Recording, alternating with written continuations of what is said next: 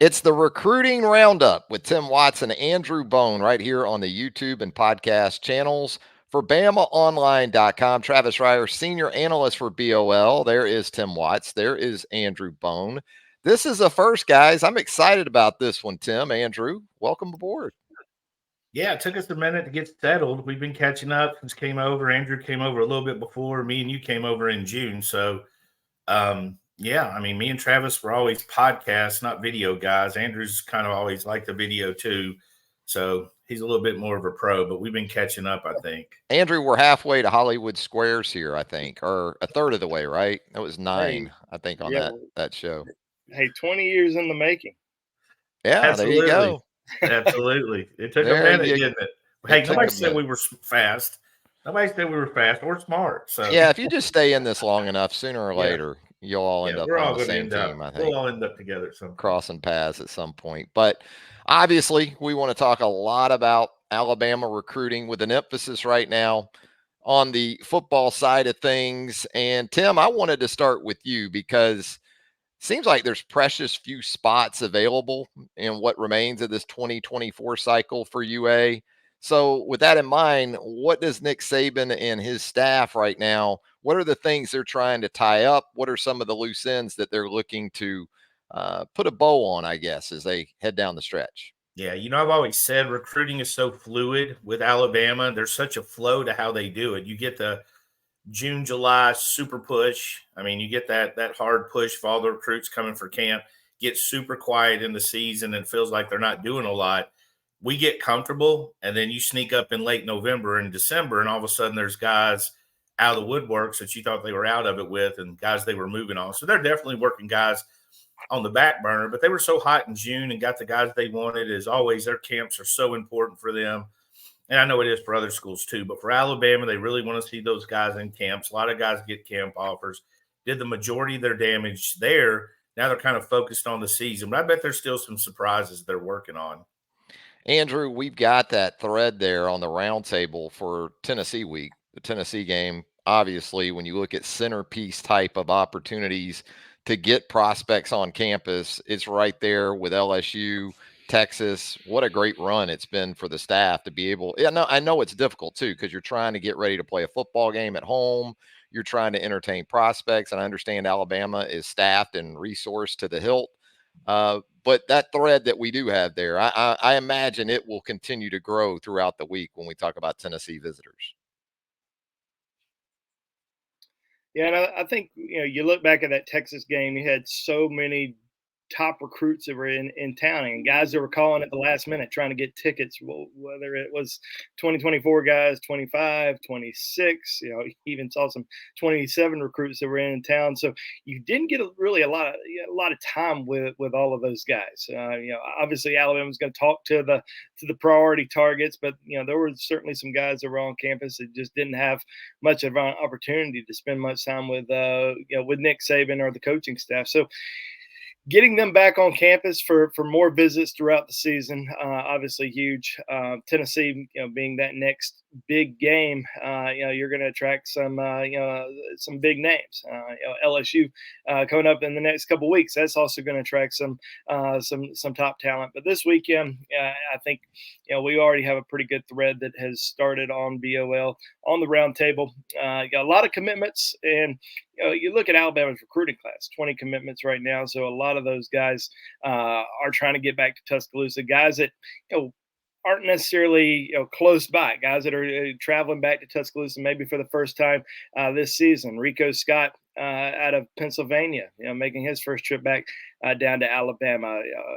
Let's see, Casey Poe out of Texas. Now he was in Tuscaloosa for the Texas game, but he's not. He's one of those guys that he can't make it to every single home game. But you look at the 24 recruits that are currently on the list. Not a lot, but it's also there's not a lot of targets that are still out there. It's very few guys that are still on the wish list for Alabama. I think the biggest thing right now is, can they get Jordan Seaton back on campus this weekend? 5-star offensive tackle out of IMG Academy. Now he's last week he came out and said that he's trying to decide between the Alabama and Tennessee game and the Miami Clemson game down in Coral Gables. Obviously, it's a little bit easier for him to get down to Miami, being at IMG. We'll have to fly up to Birmingham to get to Tuscaloosa for that game this weekend. So we'll kind of keep things up to speed, everyone up to speed as to if he's going to make it to Tuscaloosa. One guy I will mention that will be in Tuscaloosa this weekend is Zay Mincy, top 100 defensive back out of Mainland High School in Daytona Beach. He's coming in for his official visit. Now, Alabama has 6 defensive back commitments right now. You look at the list, you're like, no way they're going to take a 7th. But this is the number 2 safety recruit in the country. It's had a lot of interest in Alabama throughout the process. Visited back during the summer with his family. So, we went and saw him a couple weeks ago. Joseph Hastings did, and spent some time with him. Got a great interview, about Alabama's position with Zay right now. So. We'll see kind of what happens, but we should see a lot more names added to the list. We keep adding a lot of underclassmen, and that's what you're going to see. You're going to see more underclassmen recruits at these games. Obviously, you'll see a huge list of commitments, but with Alabama really only targeting, probably less than 15 guys in the 2024 class.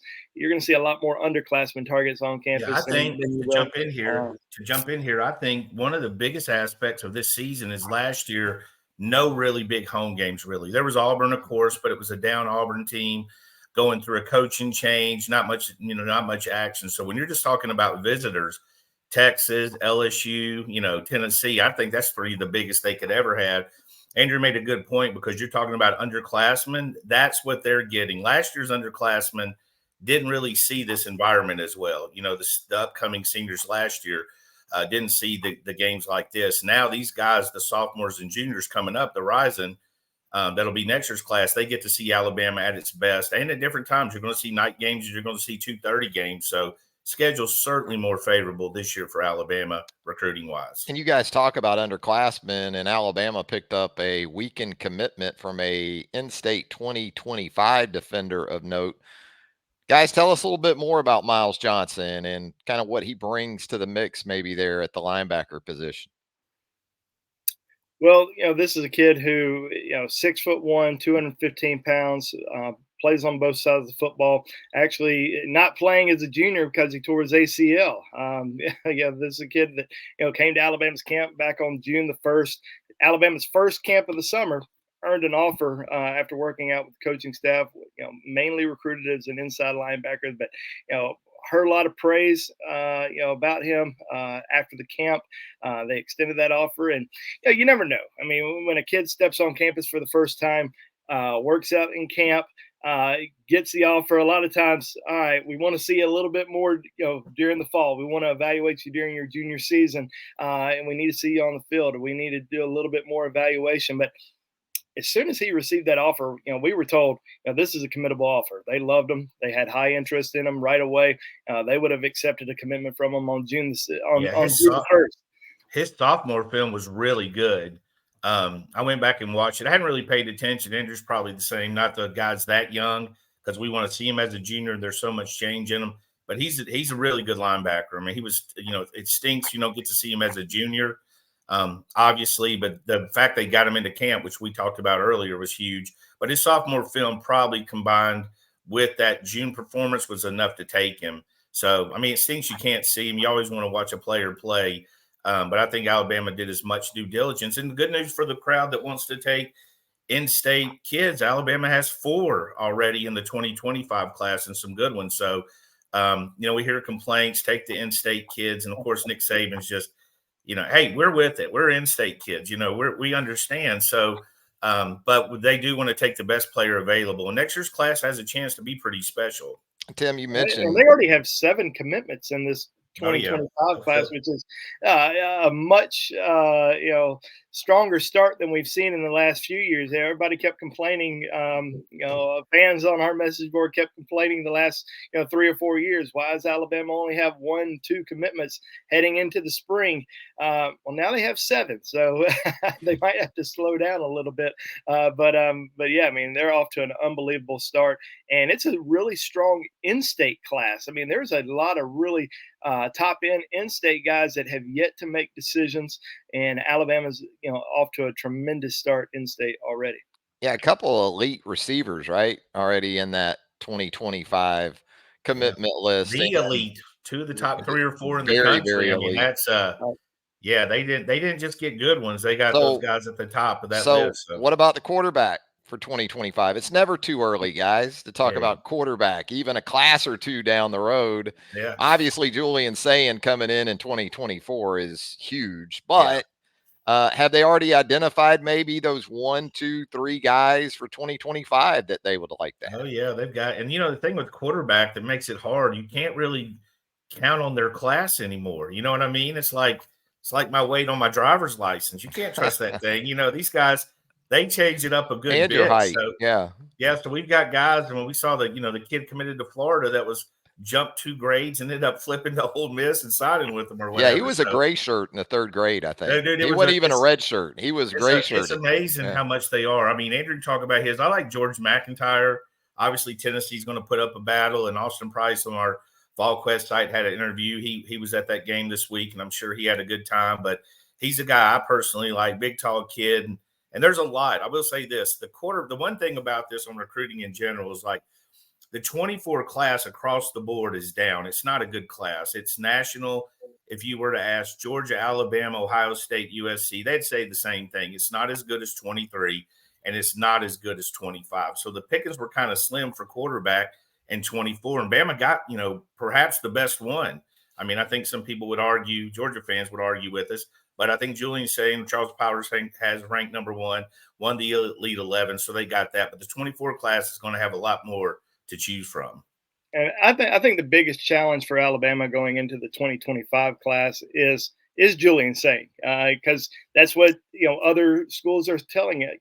George McIntyre's, the Bryce Underwoods of the world. Hey, Alabama just signed Julian Sayin. You need to come here because you're going to be sitting behind that player for the next couple of years. But Alabama's kind of proven that they're not going to play favorites. It's you come in, you earn the starting job. It doesn't really matter who's in front of you. So I think Alabama's in a pretty good position right now. They do have the number 1 quarterback in the country in Julian Sayin, at least according to On Three Sports rankings. And then you look at the 2025 class with George McIntyre. He's visited several times. We should probably expect him back in Tuscaloosa this weekend, even though he's not confirmed those plans just yet. But he's visited Alabama several times. Ryan Williams, who is an Alabama commitment in that 2025 class. We spoke with him last week, and he said, that he is heavily recruiting George McNair. That's one of the guys that he talks to pretty regularly, and we'll kind of see what happens there. But not going to be too easy with Tennessee. He's an in-state kid for the Vols. They're certainly putting a lot of pressure on him to stay home. I think that KJ Lacey is still a guy that has visited Alabama already this season. He's committed to Texas, but Ryan Williams' teammate, he's having a great season. Probably will be back in Tuscaloosa. And I'm really interested to see if Bryce Underwood makes it back to Alabama because he visited during the summer. He's the number 1 quarterback in the country out of Michigan. LSU has some momentum with him. Michigan, he's high on Michigan's list as well. But we know that he had a great time in Tuscaloosa in June. They can get him back on campus. You never know what might happen. But there's a few other guys who are out there, but those are kind of the main guys that we're paying pretty close attention to right now in that 2025 class. Tim, kind of bouncing back to 2024, and I understand this changes every year based on areas that guys recruit, kids in those areas, quality of options that Alabama has around the country. But a couple of assistant coaches for Alabama, maybe that you're hearing associated with a good bit of targets this time around. The one that always stands out is the Freddie Roach role, because before that it was Carl Scott, and they have a lot of Alabama, first of all. So they got a lot of targets. You hear their name a lot. And Carl was that same way, if you remember when he was here.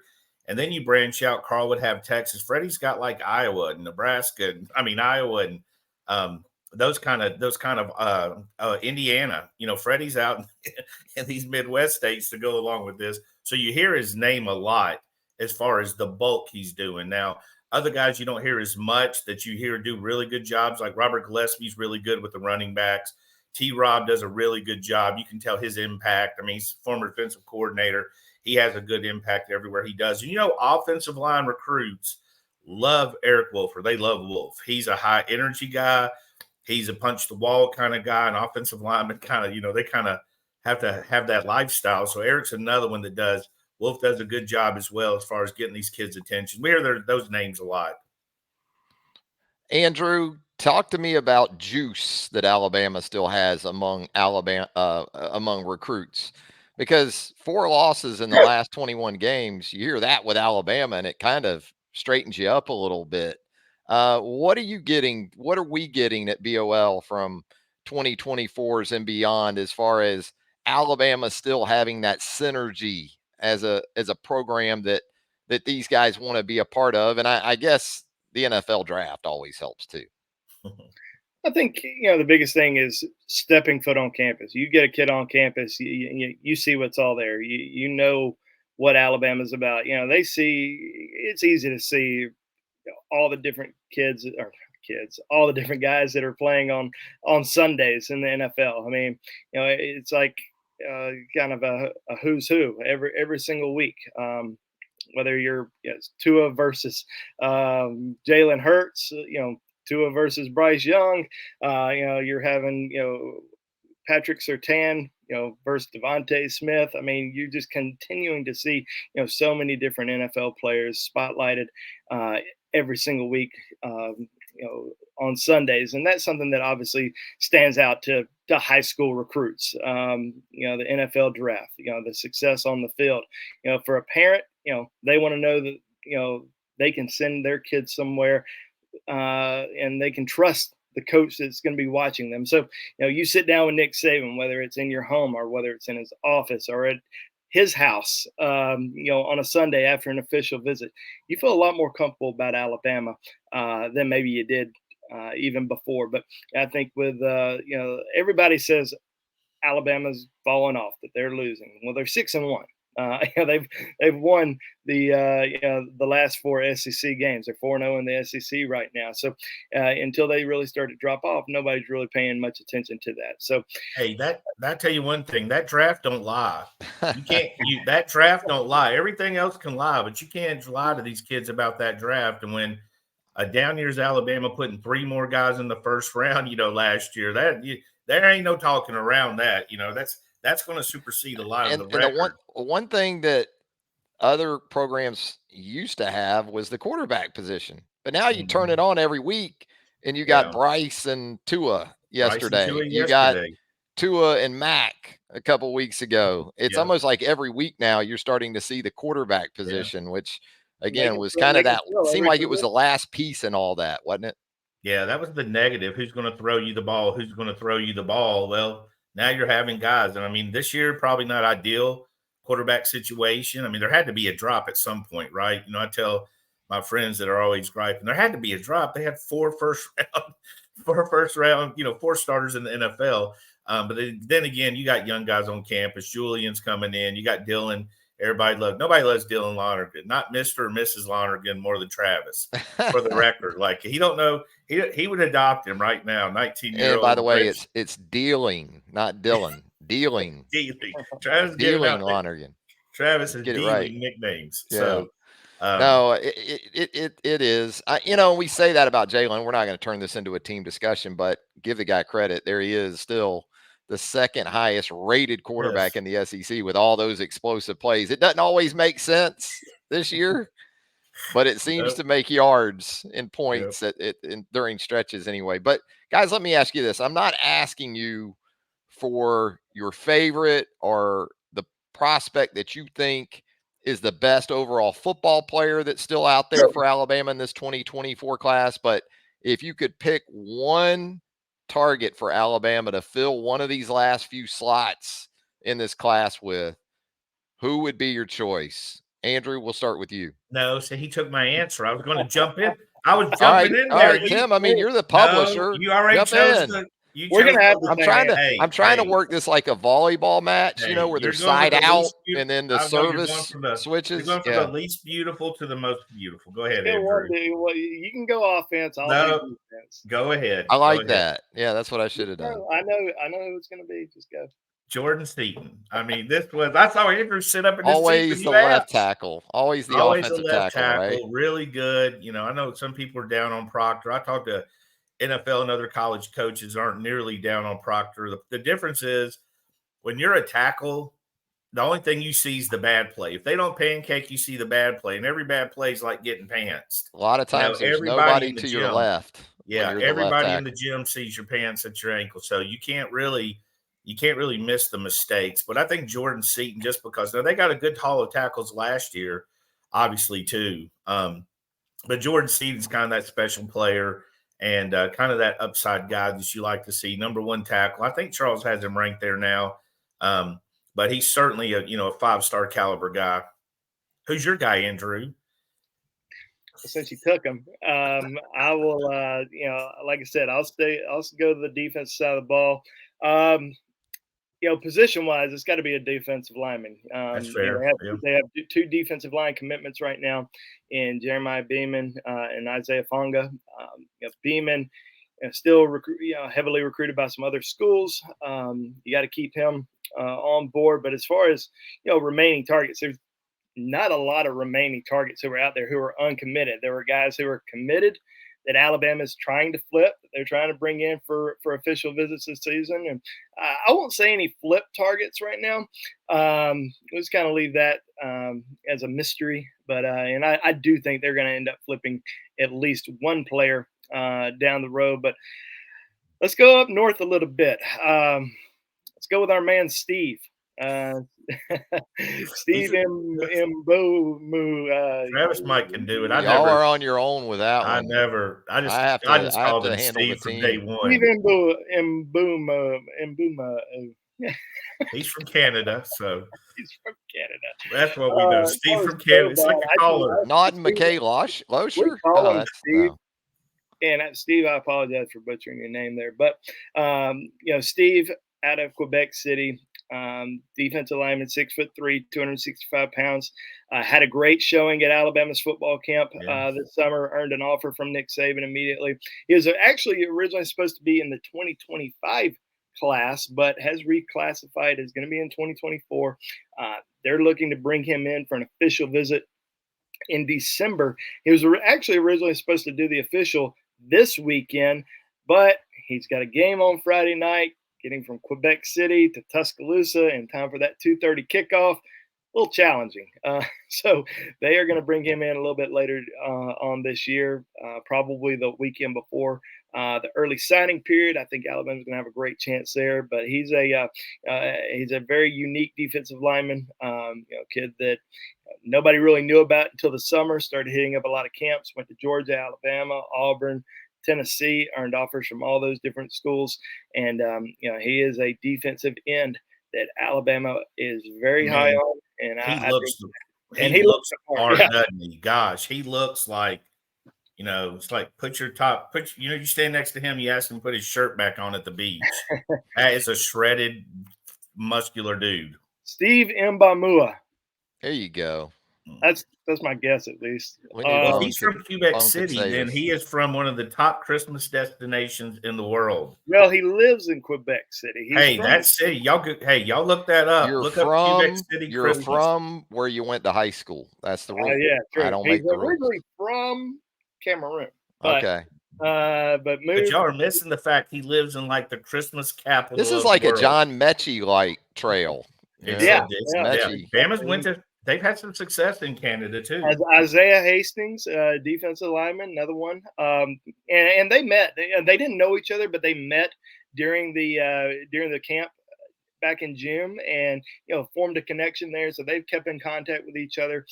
So that's helped a little bit with Alabama's position with Steve throughout this process. But so I do. Tim I like got to add Jordan one. They're Keaton, the I'll take picks. Steve. What do you got, Tim? One thing that's worth noting is like these classes, and I think the fans are going to have to adjust to it because if they don't find the high school guy they've got to have, they're just going to look in the portal because I mean the portal's about to blow up. It's going to be a massive haul in the portal. So you don't have to go and get a lesser high school player anymore. So if you got 3 spots left, can't find your guy, you're going to have to trust you can. And Alabama's had pretty good success in the portal. They did a pretty good job of evaluating and getting guys go out there, start and play. You've seen a few this year already. You don't have to take guys that you don't want to take anymore. Especially at some of these NIL prices too. I mean, you gotta, at some point, you gotta bargain shop.